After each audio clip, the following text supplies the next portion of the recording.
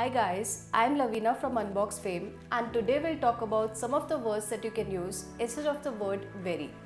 Instead of saying very noisy, you can say deafening.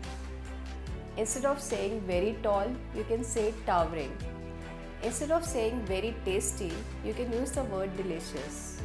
Very easy can be easily replaced with the word effortless. Similarly, instead of saying very thirsty, you can use the word parched. Instead of saying the words very fascinating, you can use the word spellbinding. Similarly, instead of saying very roomy, you can use the word spacious. Instead of using the words very big, you can use the word massive. Hope you liked today's content. For more such content, don't forget to hit the subscribe button.